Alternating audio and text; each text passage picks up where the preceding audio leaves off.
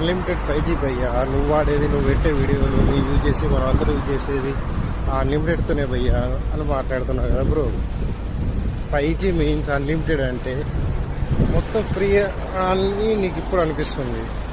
అది లిమిటెడే, అర్థమవుతుందా? Limited period వరకే యూజర్స్ని అట్రాక్ట్ చేయడానికి ఫ్రీ ఇస్తారు.